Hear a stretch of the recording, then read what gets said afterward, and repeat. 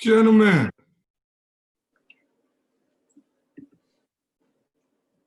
J Willie, what's the word? what up, man? What you got going besides that beard of yours? Hey, look, man, we just ready for some music. Why? Let's roll. Man, no, this is your show, man. We ain't this ain't a DJ YB Wednesday session. Hey, we live. Let's roll. Let's hit it, YB. Hit that beat. Here we go.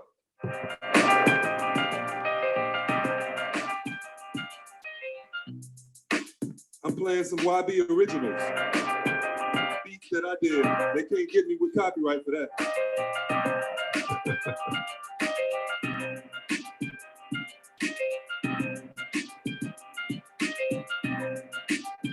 This sounds like a good sports show type theme song right here.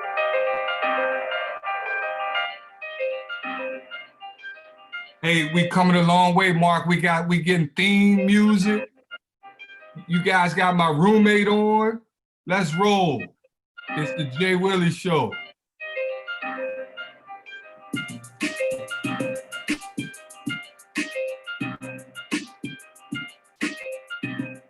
The dead period is extended again. Student athletes paid for image and likeness, and UVA players headed to Orlando. Thanks for logging on to the JWILLY Show. I'm Mark Jerome, and the other fella outside of Yuri Barnes is Jason Williford. Today's music is brought to you by DJ YB. You may remember him as the 6'8" power forward Yuri Barnes class of '95.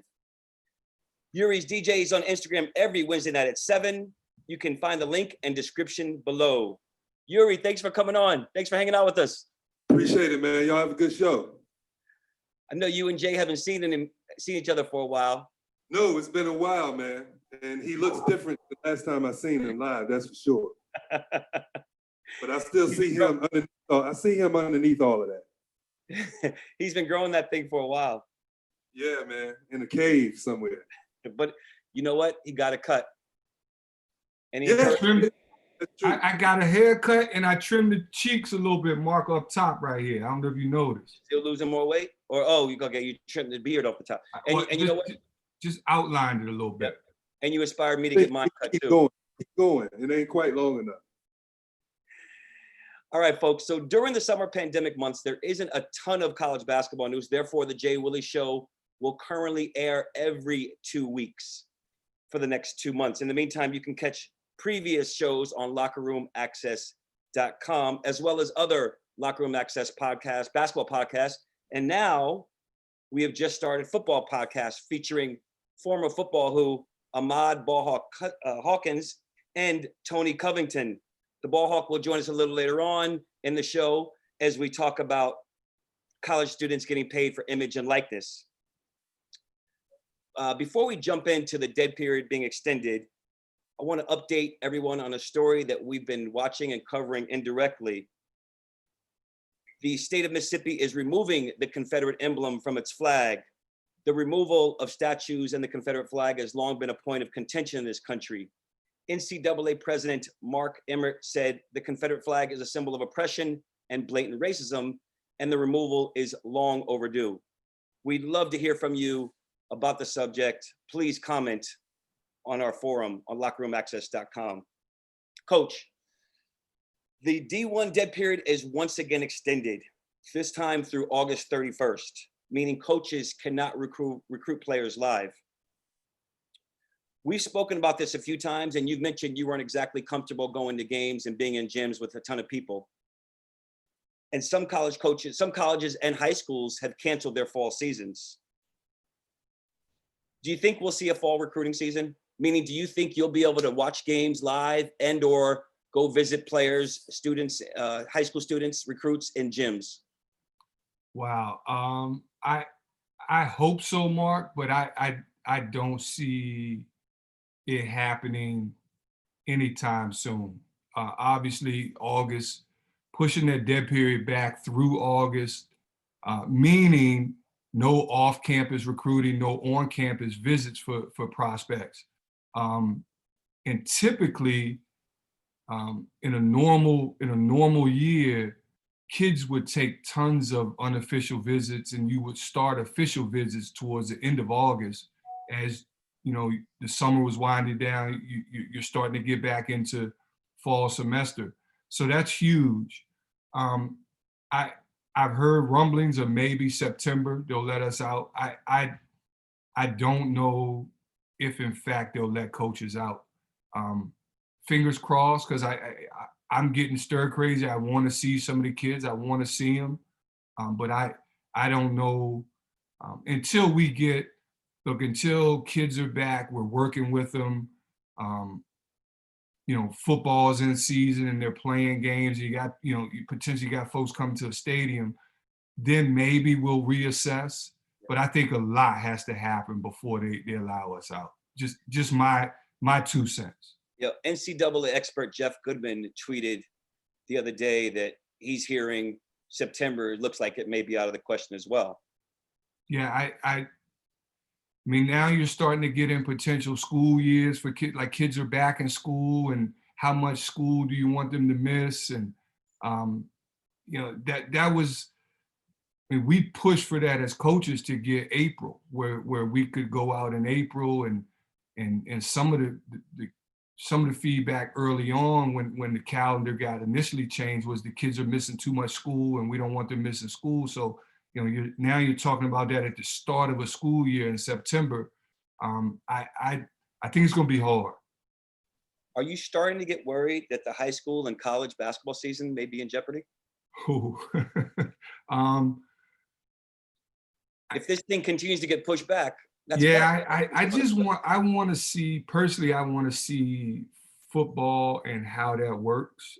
I'd like to see the NBA. I think there's a huge wait and see approach from all the powers that be.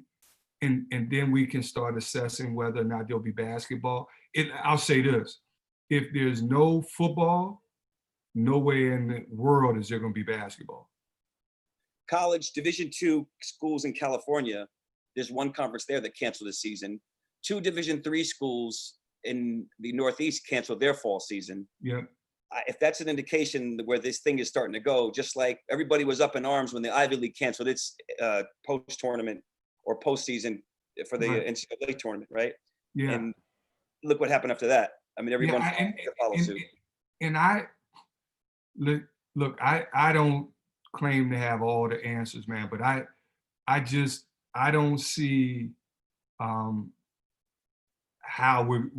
I don't know. I hope so, but I'll tell you, some of those schools that have canceled, obviously those are financial reasons at those levels. I mean, they're probably they're cutting costs, and it just makes sense from a cost standpoint. They're trying to be as cost efficient as possible. And listen, at the lower levels, you spend more money on football and you lose money in some of those sports. And so those departments have obviously had to make those hard calls to finish the season. But it makes sense to me from an economic standpoint. Some AAU event operators are still planning to host tournaments. Oh, there was some. I watched live stream this past weekend. I watched some kids in Atlanta play. I mean, I'm amazed that they're still doing it. Yeah. Well, I know that there's a company up in the Northeast in New Jersey that's planning to put on some major tournaments, and I know a lot of teams are planning to go to it with some high level players. Yeah. Can you determine how good a kid is watching on live stream? Hard as heck, Mark. I mean, I watched kids this weekend, and the camera angles are tough. I mean, you're so far away, you can't really judge legit height. You know, you think the competition's good, but you just don't know enough about all of the teams, and it's a hard eval. I'd hate to solely make decisions solely based off of film. Now, there's some kids that we've seen play, obviously, and so, you know, this weekend I was watching kids that kind of knew their game, but it's a hard one when there's a kid that you wanted to see and this is the first time you see him, and you got to go solely off film. So would you recommend a kid who's looking to be recruited for 2021 to play? I don't know, man. Look, I'm trying to figure out what I'm going to do with Austin, with workouts here in Charlottesville and all of that. I'm slowly starting to let them do some outdoor stuff where they're outside and, you know, some individual stuff in the gym, but that's a parent's call. I wouldn't want to say one way or the other. Selfishly, I do like watching it. I mean, I want to see the kids, but I know from a health standpoint, you got to be extremely cautious. And I think the event operators are trying their best to make it as safe as possible. You got folks in there with masks, they're trying to social distance, but you and I know a lot of the gyms, I mean, you know, there's barely room to sit in most of those places, depending on where you go. So social distancing is extremely hard. Yeah. I mean, I'm confused right now because my second child, right, is in that stage where he's getting recruited and he's got one offer or a couple of offers, but coaches are looking to see him play before they extend that, if decide whether or not they're going to extend another offer, right? Extremely hard decision. So what do we do? What does he do? You know, it's a tough. I listen. I feel for you. I feel for Cobes. I mean, that's tough. I do think if listening to the experts, and I'm not an expert, but listening to the doctors and everything, that age, that group, that segment of population, the chance of fatality is extremely low. Yeah. But the issue is them having it, taking it home, there's a loved one taking it home to family members, you know what I mean? So, you know, if they were to contract COVID, it's a hard call. It's an extremely hard call. Right. And then there's the whole talk about when someone goes somewhere, coming back and quarantining for, 2 weeks or. Well, I'd say this, Mark. I know for a fact kids aren't quarantined. I mean, the parents may have good intentions, but those kids, most of the kids that are getting recruited have been in a gym working with other folk. They're still doing what they they need to do to try to get a scholarship. Sure. Absolutely. I mean, this is people's livelihood, and there's a lot at stake, No right? doubt. The No doubt. college costs a lot of money. And No also doubt. this is something that people are so passionate about. And this is a kid's dream, getting a Right. Division I college scholarship or Division II or Division III.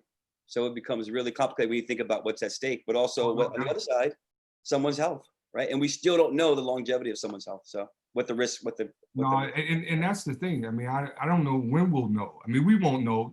We won't know honestly until well into 21. right. That's what it's looking like. Yeah, yeah. All right. College student athletes getting paid has been a conversation for years. At this point, it looks like college students will be getting paid for likeness and image at every school. It's only probably a matter of time. Mm-hmm. Joining the Jay Willie Show now is Ahmad Hawkins. Ahmad, welcome. The ball hawk. Ball hawk. Hey, What's good? I don't know if you've heard it, Jay Willie. His podcast the other day was so transparent. It was really, really, really good. And if you haven't listened, check that one out. Seriously, Jay, if you haven't listened, log on to the lockerroomaccess.com website and download that. Listen to it on I our show. will. On Apple. But you don't get any realer than the ball hawk, man. He's gonna keep it. He's gonna keep it real and transparent at 100. What the young folks say? They're gonna keep it 100. I was gonna say, no, I'm gonna have to owe push-ups if you say keep it real or keep it 100. Yeah. Like next time, there's none of that. All right. I'm just trying to keep up with the young folks, Mark. No one's saying that. Okay. No one's All saying right. that before, right? I mean, that's like outdated for us. Okay, Anyway. that's New York. That's the New Yorker in you. That's There old. you go. That's what it is. That's If I'd have that just New got York down to y'all now, right? Right. If Right. started in New York 10 years ago, might be hitting Virginia. So, Ahmad, what do you have to say to those who say scholarships are enough to cover expenses and enough for people at student athletes while they're playing sports in college? Man. I mean, basically, man, like that's your prerogative. You feel like the scholarship is enough for a young man or a young woman to not own their likeness, not own their name, then I feel like something wrong with you. Like everybody should own what they look like. Everybody should own their name. And I didn't know this when I signed my national letter of intent, that I was basically signing my likeness and my name away. I didn't own it and I couldn't profit off of it. So it's sad that folks are so used to the status quo, they're not even trying to understand what this means to student athletes in college and what this can do for them personally. Because a lot of times, man, people come out on hard times and you are a walking business. And it's so important now in this day and age with entrepreneurship that every student athlete understand that they are worth something. And when I talk to high school students and then middle school students, know your worth early so that you can better prepare yourself for when you try to start an LLC or you're trying to, become incorporated, that you know how to move in this world, because, you could go to college and mature and become a better human being, get an education. But a lot of times they don't give you that financial education that you truly need. And Jay Willie tell you this, you make it to the league or you make it to the NFL, you make any pro league, you get all these vultures around you because you don't have an idea how to manage money. You get that stipend and stuff, and that's great. But it's nothing like owning your own. And that's what everybody tries to do. Okay, so if you go to a school like UVA and you're out of state, or a school like Duke or another private school, and you're out of state, or public school and you're out of state, it could cost $65,000, $70,000 a year. Isn't giving you nearly $300,000 for 4 years enough? Are you playing devil's advocate here, Mark? Yeah, I'm asking a he question. is. He is. He's doing a great job at it too. He's playing devil's advocate here. How do you know my opinion on this? I'm just asking. Okay. So, All right. go ahead, ball hawk. Well, my thing is this. I listen to words people use, and nothing's given. Like when people say you got a scholarship, it's a free education. My rebuttal is this: when something is free, you don't take it back, right? You can't get it back. Somebody give you something free, it's yours, right? Yeah. Ask me, can I lose my scholarship? Can Absolutely. you lose it? Yes. Is it guaranteed 4 or 5 years, or is it semester to semester? Because I'm earning it. It's a job. Yeah.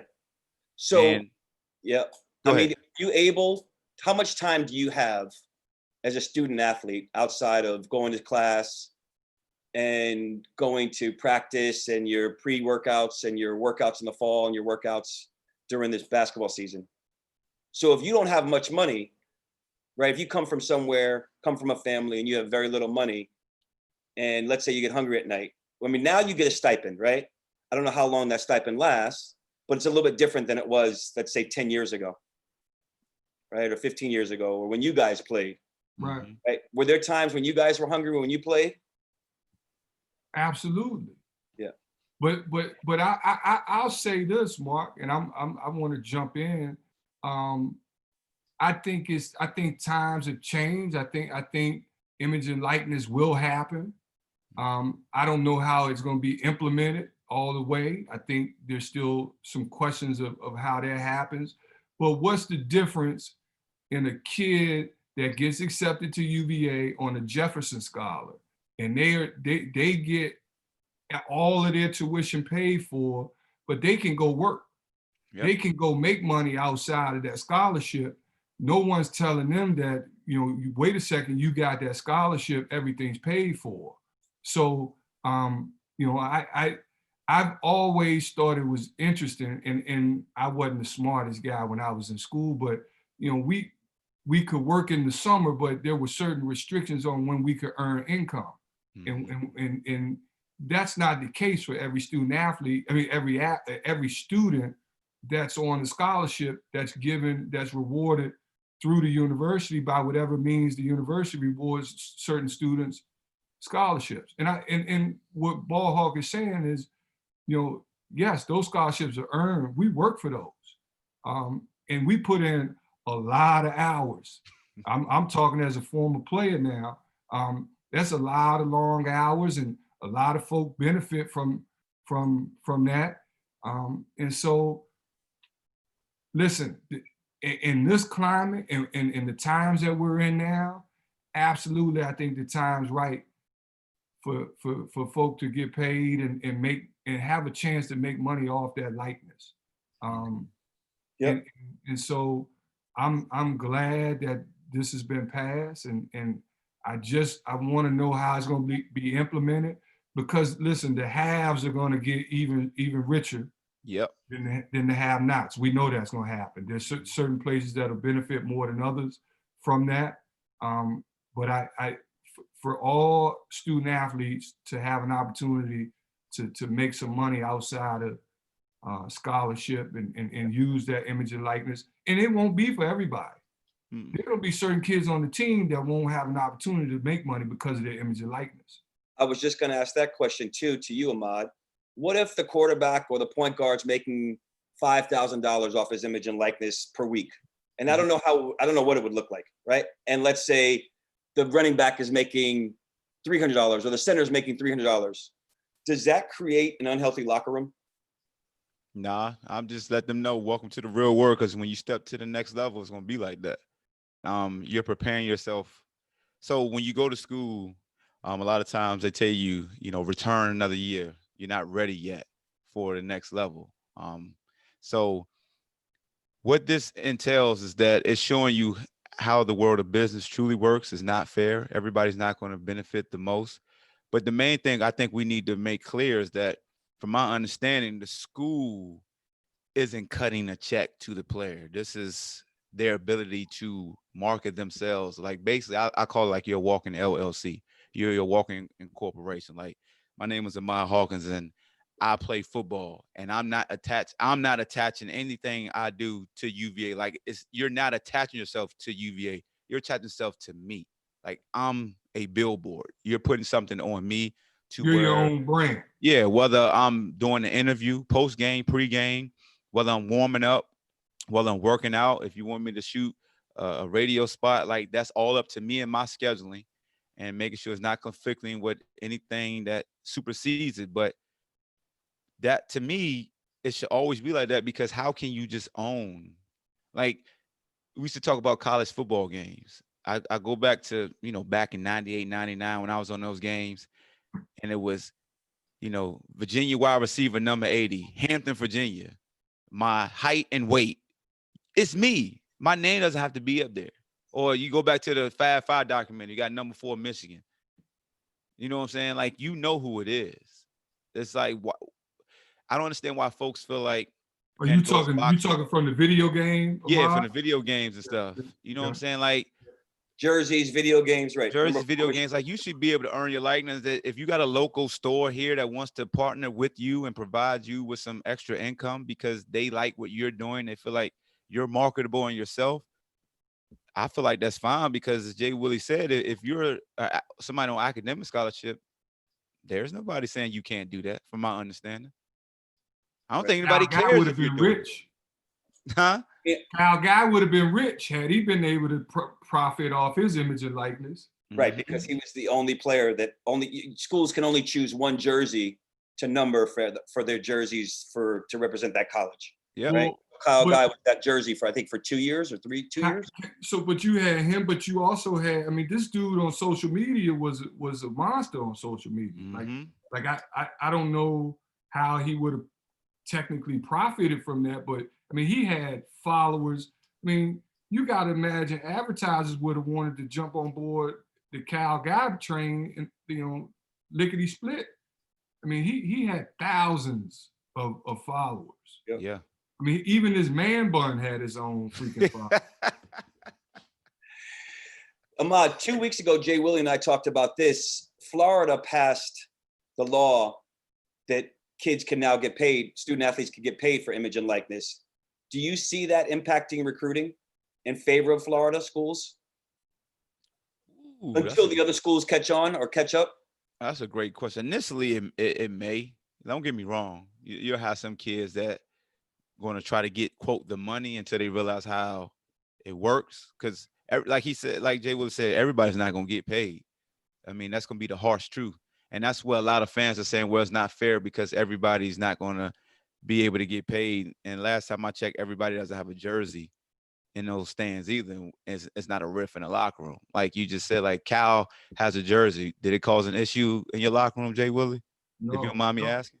Well, and then but guys don't play. There are guys that barely play minutes, and there are guys that are, it's always been, the superstars. But that's known in the locker room. Like guys know who the man is, and I think I don't think that'll ever be an issue in the locker room. I personally don't. Yep. All right, Ahmad, thanks again for joining us. Guys, people, if you haven't listened to the Ahmad Hawkins podcast, please do. Incredibly transparent, really, really good. One of the best guests we've had on. And also, he will be starting his football podcast, dropping this week. He and Tony Covington. Yeah. Let's go. Let's go. The underdog and the ball hawk. We here, man. Hey, listen. Hey, stay safe, brother. Good to see you. You too, brother. I'm liking the bid, and I know you got some Steeler questions for me soon, so I'll be ready for it. I got you. He was told he couldn't talk Steelers tonight. Hey, I don't know if you can see behind me, Mark. I changed a little bit. I got a Steeler hat in the background. So we can. Oh yeah. You got the jersey up. I didn't see that. You got the. And I gotta imagine our next guest is a Steeler guy, being where he's from. So you couldn't talk Steelers. He's going to violate the rule again. That's all right. He always does. Let's talk Steelers. Go ahead. Ahmad, thanks again for joining. All right, fellas. And so Gus Gerard was the first player to leave UVA early for the professional ranks. His incredible, compelling story can be heard on Locker Room Access. The podcast was amazing. Gus now joins the Jay Willie Show to talk about the NBA and UVA players headed to Orlando. Gus and Jay Willie, have you guys met? No. I don't believe we have. I thought maybe Barry introduced me to you a few years ago, Park Hill, when a reception after when everybody came back, but it was real brief. Maybe it must have been upstairs after a game. Yeah. Okay. Yeah. Okay. But anyway, I want you to know I did my homework, Coach. And well, yes, first of all, I could get out a whole closet of Steelers stuff and have it out here in a second. Let me tell I you. got it too. I know. And the other thing is, I want you to know that when they said Jay Willie, I was thinking, and then they said your name. I said, oh, okay. And then I did my homework, and I know that you were on the team with Harold and Corey and those guys, and you had the record for as far as the team went for a long time, right? The Elite Eight. Yeah, we went as far as the Elite Eight. Yeah. Right. And for a long time, you were able to talk smack about having that record. And then finally this year, and I'm sure you were very happy that it was broken by the team. Congratulations, man. Well deserved. Hey, Great listen, job. I'm absolutely thrilled it was broken. I wanted to go to a Final Four so bad. So I know it. Yeah. I know it. Gus, the other record, the other dubious record Jay Willie has is getting kicked out of practice the most times as a player. Is that right? You got to check out some of our previous podcasts where he talks about it. It's pretty funny. It's pretty good. I was going to say, maybe he was hanging on the rim, bending the rims like I used to do in the Dell, and they would kick me out of the Dell all the time. No. JJ would kick me out because I was a pain in the you-know-what. Jay Willie, you should know that Gus Gerard is arguably one of the best dunkers in UVA history. I've heard all the stories. So Jeff was my coach. Obviously, Jeff told us about the history having played for Terry, and I mean he knew all of that. And obviously Barry's got stories, and I've heard. I know the name. Don't know him well, but I'm glad he's on with us tonight. Thank you. Pleasure to be here with you guys. So, gents, UVA, I think has 7 players. I think 7's the right number. Headed to Orlando to play in the remainder of the season. Gus, what is the difference between NBA when you played and NBA now?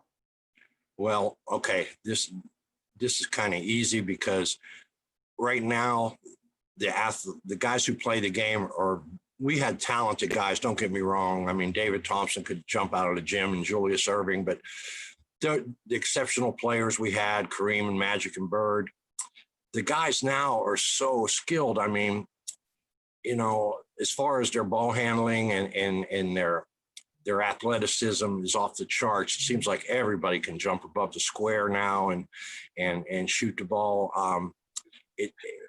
It reminds me a lot more of the ABA now than it does the NBA, the old ABA, to be honest with you. That's the way we played a lot. We had some ISOs, not as much as like Houston does right now with Westbrook and Harden, but we clear out a side for Marvin Barnes or Maurice Lucas or myself, and the net's always cleared out for Dr. J. And I think I don't know. I'm partial still to the older game. I think there was better defense back then, but it's fun to watch guys run and jump. That's my thing. I love to see guys flying through the air and dunking, and the skill set is just amazing. Of course, guys train all year round now. They seem to be in better shape all year round. They start much younger than we did, the AAU ball and stuff. AAU wasn't around when I was growing up. I got my game on the playgrounds, which sometimes I think might be a little better. Sometimes AAU scares me a little bit because guys seem to get a little bit spoiled sometimes and catered to real early. And then that carries on with them, where when you really got it out on the playgrounds, and I'm sure Jay Will knows that, and you learn some stuff. You learn about being grateful for where you're going and what you got, and you don't expect nothing. You earn it. So it toughens you up, that's for sure. Right. Exactly. Well, that makes my playground basketball because, New York City is the greatest playground basketball there is, right? Yeah, sir. I'll tell you, New York, Philly was always, had the Eastern League, Baker League. But New York, believe me, I played with a lot of guys from New York, and that's all they talked about. Oh my goodness, it was great. It's funny you say that, Gus, because we had Walt Williams on a few shows ago, okay, Mark, and the question was, what's the difference in the game? And I think the guys shoot it and shoot it with distance. I thought the game back then was more inside out as opposed to what it is today. I think you kind of played through a big man, and the big man was how the game was played. But I think the game has changed where it's outside in, everybody shooting threes and shooting them from deep and can handle the ball. And I still think we were tougher back then for having played on the playground, and you grew up, you knew your roles. Like, when you were younger, Right. you had to play to your role, and the big boys let you play when you got good enough. That's right. It's almost like centers are obsolete now. Everybody's a shooting forward, and you're right. The range and Curry kind of changed all that, a lot of that anyway. The kids are, their heroes now are LeBron and Kobe was for his generation. Now Steph Curry, and kids want to come up. There's a basketball court behind my house here, and I see the kids go out there, and the first thing they do is they walk to half court and they start shooting. I start yelling at them, "What are you doing? You're not going to make it. What are you even trying for? Start off in close or whatever." And you're right. It was tougher. The flagrant foul situation. I always see that highlight when Mikhail floored Kurt Rambis in the Lakers and Celtics rivalry. Nobody got kicked out, or when the Bad Boys Pistons were playing against Michael and the Bulls, and all those hard hits and everything. Nobody got thrown out of the games then. It was like, get up and shoot your free throws, and it was a lot tougher. But the guys make a lot more money now, so they got to protect them a little bit more, I think. Jay Willie, you talk about looking the game way back when was inside out, and not only is that true, if you look at old films, that is one of the most, I guess, blatant things to watch. But in addition to the uniforms, how short the shorts are, right? Those two things are so funny to watch. Right? Oh yeah. Socks up to the knees and short shorts. Hey, Gus, what was the biggest difference between the ABA and NBA when you made that jump? Well, I was fortunate because we merged in when I was with the Denver Nuggets. We were one of the 4 teams that merged into the NBA, and we were a loaded team. When we got to the NBA, we won like 64 games the first year. They couldn't keep up with us. We ran much more than they did in the ABA. We scored the ball better. We were used to the 3-point line. It hadn't been brought into the NBA yet, but we were used to, having that line when it did come in. And it was a slower game. We would try to pick it up. We would have guys' tongues running out. We couldn't wait to get him in Denver in that altitude. We'd say, all right, it's time to turn it up a notch. We look over and they're taking oxygen and everything, be breathing. We got him now. We said, we got him now. And I think it was slower and more muscle, physical. We kind of finessed it up a lot, to be honest. When you think about the ABA guys that came in, though, in that merger, George Gervin, the Iceman, Julius, Moses Malone, David Thompson, Bobby Jones, Caldwell Jones, Maurice Lucas, Marvin Barnes, Billy Knight, myself, Len Elmore.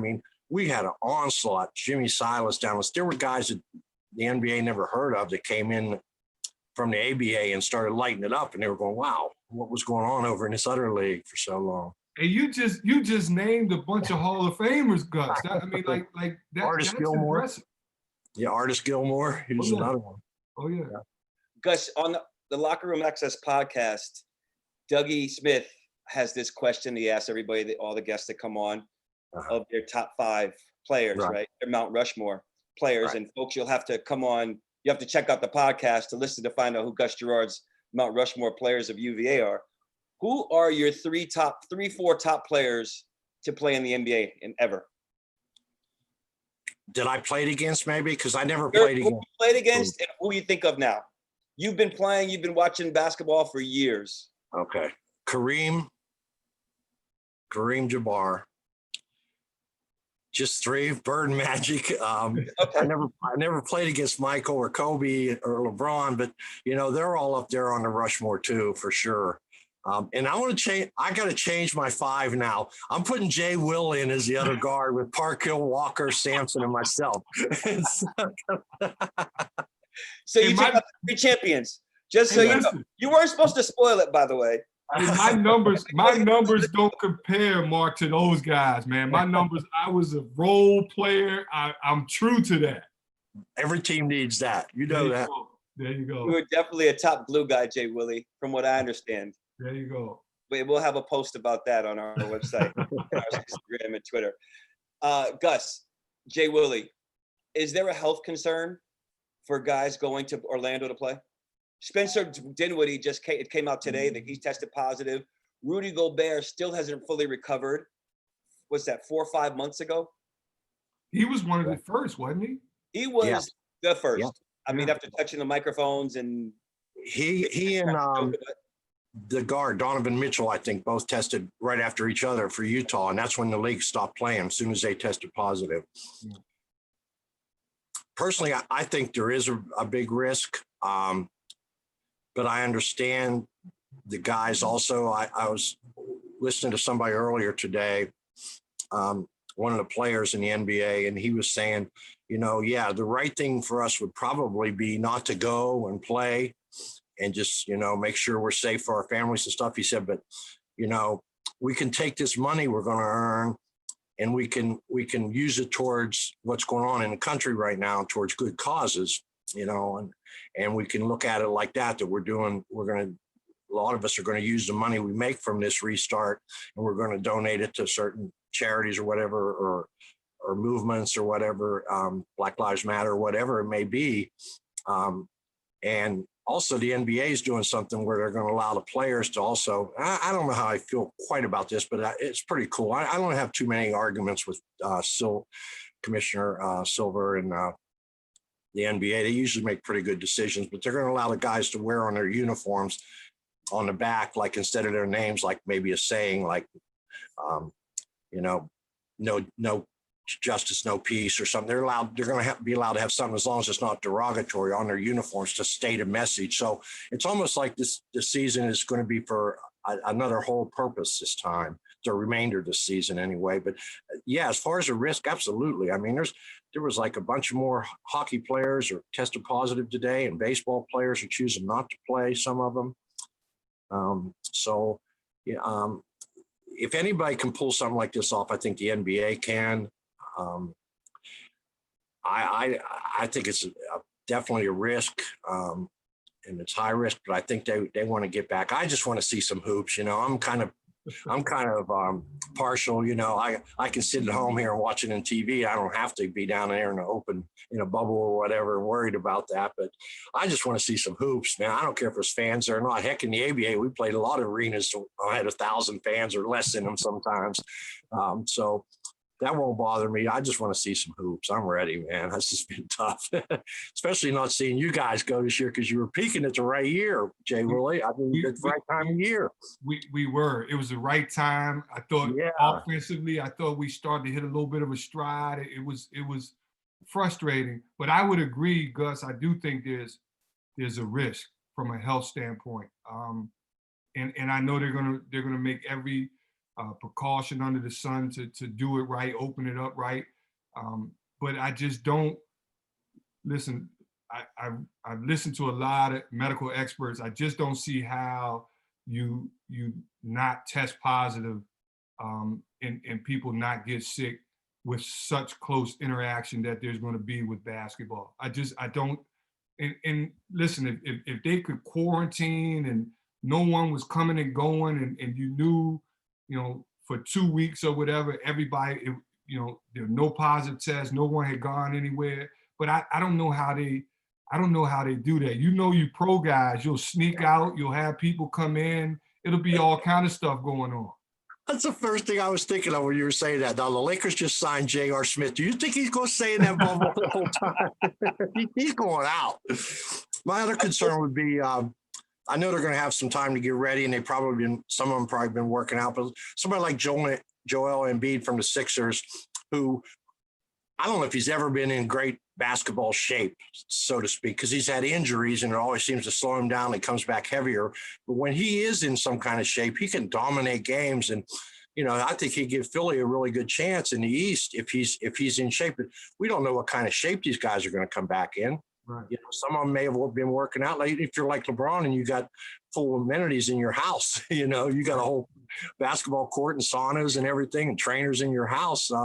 You can do that, but a lot of guys don't. And so it's be interesting, you know, injury is going to play into it too. How soon can they play and not pull a muscle or hamstring like you do a lot of times in training camp early on. So, Jay Willie, when you talk about precautions, from what I understand through a source, a very close source, Yeah. a secret hotline, anonymous hotline for players to call if they see another player sneaking out of the bubble. So J.R. Smith and guys like that will be risking more than just their health.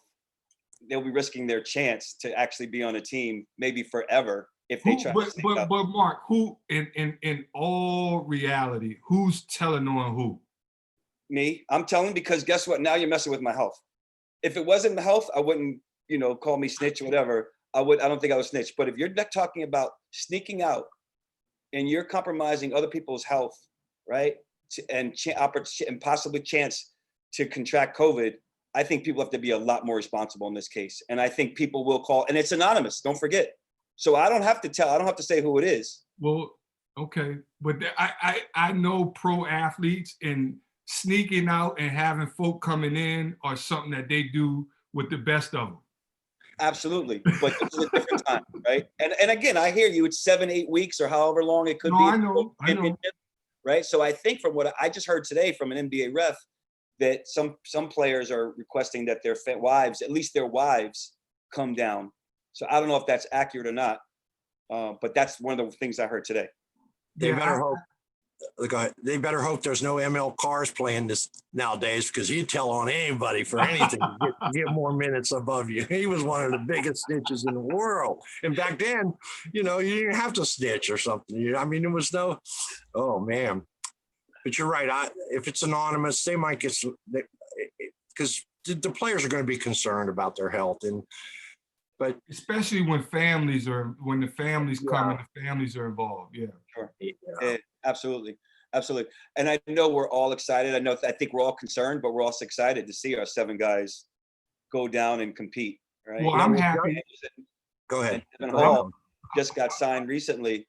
I'm happy. I'm happy for especially, well, you know, the guys that were on guaranteed contracts, you know, they're okay. But guys like Devin and Justin Anderson, who just got picked up, that's huge for those guys. Kyle Guy, who, you know, back and forth in the G League, and he's going to be there. So for them, it's an opportunity. Right. And from what I gather, you can help me with this, Mark. If you test positive after the initial quarantine, you're done. Is that right? I don't know. I believe so. They bring in a replacement player for you. So you could potentially miss the playoffs. Yeah, that's right. In the middle of the first round, you test positive, you're done for the rest of the playoff. Right. So I think some of these guys are going to say, I'm not, once I get tested, and if a couple of guys came tested positive now, right, they got to quarantine. I'm sure they're going to quarantine. Malcolm tested. Yeah. Spencer Dinwiddie, anybody getting tested now and testing positive, right. I'm sure they're going to be really careful and make sure that they're safe going into this. So, Gus, that was an awesome story of ML Carr. Folks, if you want to hear more great stories, you really, really, really want to hear Gus Gerard's podcast. It was amazing. It was incredible. It really was. Jay Willie, you got to check it out. Seriously. This story has so many highs and lows. I'm not going to give it away, but there was some really low points. Gus, I'm sorry if I'm embarrassing you or putting you on the spot. No, man. My story's real public. It's all over the internet. And when I tell it to you guys like I did in that podcast, believe me, it helps me to tell it. It's kind of like, can't keep what I have unless I give it away. Yeah, no, it was incredible. It was so compelling. There were times when I was just like, I mean, I think I was close to a tear at one point. So, and then also it was just, I was so happy for you for the second half of your life. So congrats. Really happy for you and always rooting for you. And looking forward to meeting you in person. Maybe the 3 of us will get to a Pittsburgh Steelers game. Boy, that would be awesome. Hey, I'm in. Just say when. If it's the winter, I need a booth. So what do you think? No, you gotta suck it up, man. You gotta brave the conditions, man. That's all about being a Steeler. Ain't no booth in the Berg, man. Ain't no booth in the Berg on those 3 rivers, man. That wind comes off of there and it's woo. Then it'll have to be a game in September for me. Yeah, there you go. There you go. Gus, thanks so much for joining us. Look forward to You're talking welcome. soon. Man, always a pleasure, Mark. And Coach, finally getting to meet you like this, even though it's via Zoom. Look forward to seeing you soon, man, somewhere, okay? Hey, I appreciate you jumping on and stay safe. You too, brother. Thank you, man. Jay Mark- Willie, before we say goodnight, Hey, listen, what's listen, that? I jumped off. In the mail came the JWILLY shirt. So my wife was saying, you got to put it on. What are you doing? So I apologize for leaving when I think Ball Hawk was on. I jumped back on, but I switched shirts midstream here. You beat me to the punch. It looks Can you good. pull up the logo a little bit to the screen? Can you see that? Yes, that is hot. That looks good. Yeah, it does. It really I does. gotta thank T-Dub for that. How many people have their face and their name on their own shirt? Hey, I Represent feel their own a little strange wearing my own face on. I'm wearing my face on me right now. That's a little It weird, looks but good. They got you with the full beard. I right? like it. I Yeah. like it. No, it looks great. Anyway, everyone, thanks so much for joining us. For Jason Williford, I'm Mark Jerome on the Jay Willie Show. Take care. See you next time.